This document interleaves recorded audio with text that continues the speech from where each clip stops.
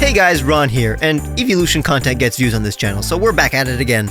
But also I'm a big fan of Eeveelutions. I have no negative feelings towards any of them. That's why I would love to see them reach even higher potentials. Even though Eeveelutions are already relatively powerful Pokemon, since I have the power and will, I'm gonna evolve them one final time.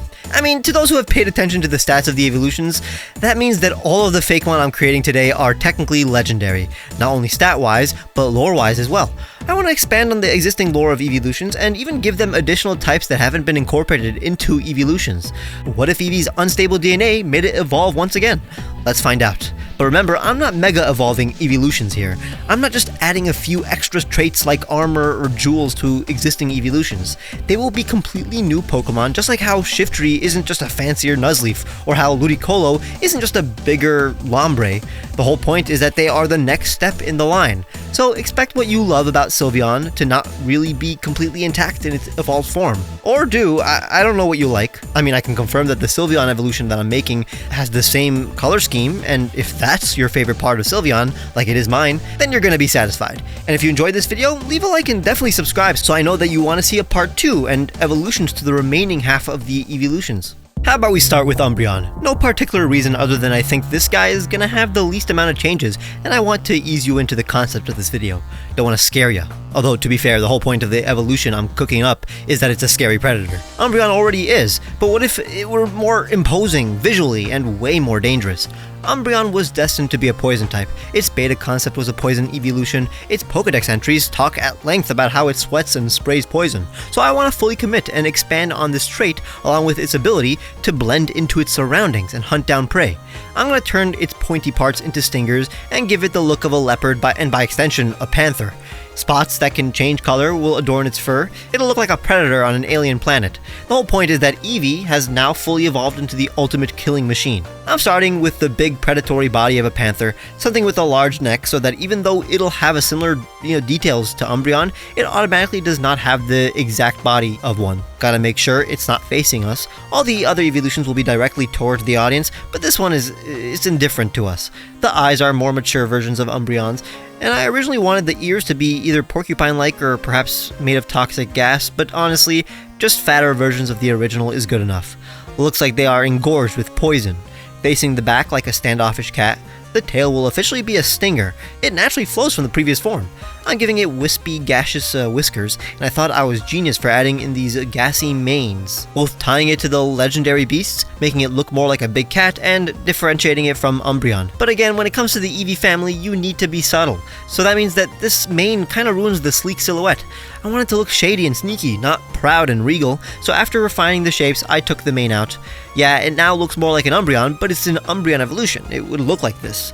I'm giving it leopard spots again, a nice progression from the existing traits Umbreon has.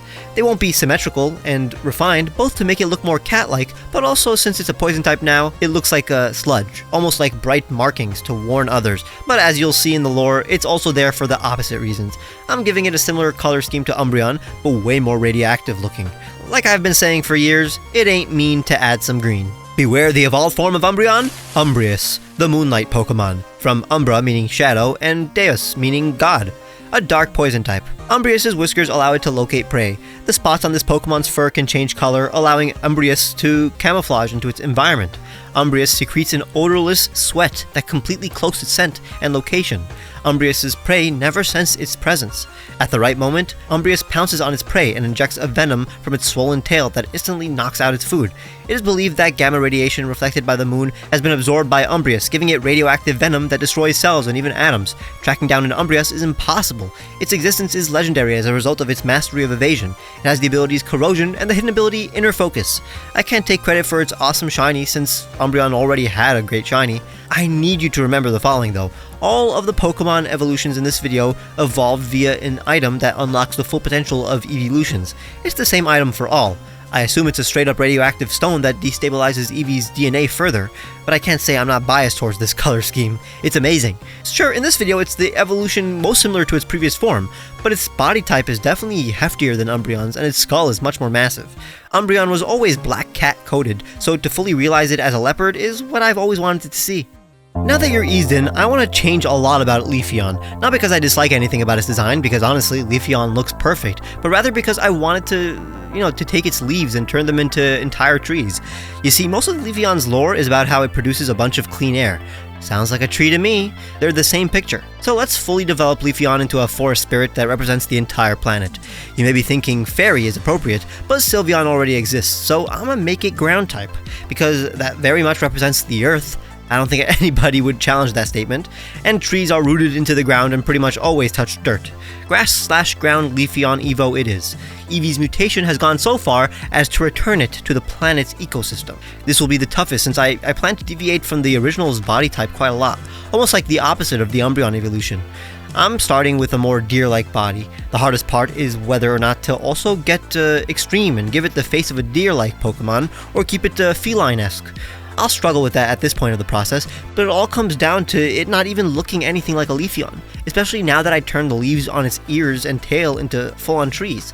I even made some of the hair tufts into branches, so in order to balance out the crazy difference in this Pokemon's body parts, I decided to finally give it a face more akin to its previous form. Now I'm more confident in the aesthetic. Its feet are now slender hooves covered in bark and dirt, and the end of its branches are a bunch of tiny leaves. You know what trees are. I mean, is there any human above the age of 2 that does not know what a tree is? Who cares? Why am I asking these questions? Do people even watch this part of the video? Comment with your favorite tree if you're actually watching right now. Okay, honestly, don't do that. I literally do not care about your favorite tree. But I do care about your favorite grass-type Pokemon, so let me know in the comments. I finally added some of the bark texture and began coloring away, but even that was a hassle, because I didn't know where the fur ended and tree began at some points in the body. To be fair, Leafeon does showcase a very noticeable transition in its colors between fur and leaf, so this question I had when coloring in... Oh my god. So this question, I thought there was a bug. So this question I had when coloring in my evolution carried over. At this point, I kind of, for some reason, forgot that I wanted it to be a ground type, but then I remembered, so I added some sedimentary stripes. Adding those helps with my problem, and I also gave it layers that look like earth, finally making it look more like a ground type. Behold, Leafeon, the verdant Pokemon, a grass-ground Pokemon. As Leafeon walks, the air behind it purifies. It strolls from forest to forest, revitalizing life. When it encounters particularly devastated ecosystems, it plants its hooves into the ground, stretching out roots for miles, and begins to replenish the environment's energy. It despises conflict, but will bash its antlers into those who hurt the planet. Leafeon will send a storm of razor-sharp leaves to protect the forest. It's easy to track the path of Leafeon, as the plants in its wake are far greener, but no trainer dares approach one and invoke the wrath of every forest Pokemon who's compelled to fight on behalf of Leafeon. It has the abilities Sap Sipper and Chlorophyll, and its shiny is just how I like it. I was gonna give it Grassy Surge originally, but that kinda weakens the power of Earthquake and Bulldoze, and I would definitely want Leafeon to utilize Earthquake. But hey, if you think high horsepower is enough to do the job, then let me know if you think Grassy Surge should be the ability instead. Design-wise, it's definitely more complicated than I anticipated one of these Pokemon being, but it still looks very natural, and definitely the natural progression of Leafeon. I'm in love with the colors, and I'm proud of how I shaded the shrubbery. It's the first time I did it this way. Flareon seems to be the evolution that is dogged on the most, mostly for its competitive prowess. I mean, I assume its move pool doesn't make much sense with its stats. I don't know. I'm not gonna pretend like I found a perfect solution, but I at the very least hope it doesn't make it worse. The lore that we're gonna be expanding on is the fact that Flareon's fluffy fur releases heat into the air so that the body does not get excessively hot. But what if Flareon's mutation wears off and causes it to slowly lose the ability to contain and release a healthy amount of heat? It overheats and becomes a ghost. The thermal energy mixes with its soul. Now this doesn't happen in real life, there's no physical phenomenon that I can point to as an inspiration, so you're gonna have to go along with this fantastical origin.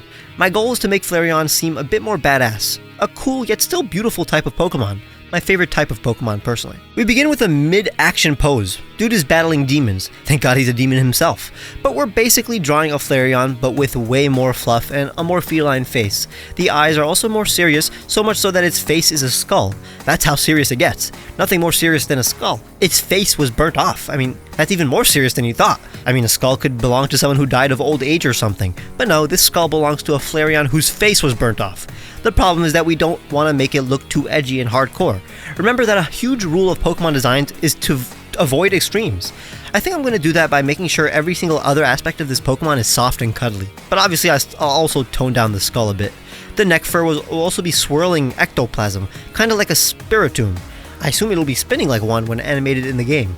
Honestly, if there are any 3D animators in chat who for some reason, did I say in chat? In the comments, who for some reason have no time and love my content so much that they'll just like animate a Fakemon of mine, animate this one. It would be very tough though, so I mean, I'll compromise. Animate Twug. Remember Twug? Kind of the opposite of this guy. The tail and fluffy head will look more like a will-o'-the-wisp, and some stripes to look both like a tiger, but also like bones.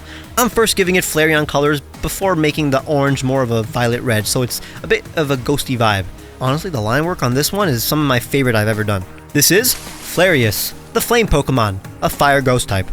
When Flareon's ability to contain the heat within its fur is diminished, it spontaneously combusts and evolves into Flareon.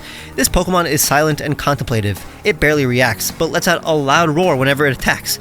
Its boiling fur swirls around it, protecting Flareon from harm. Its head is hard as bone. It launches itself with fire blasts that release from the striped holes on its body, headbutting foes.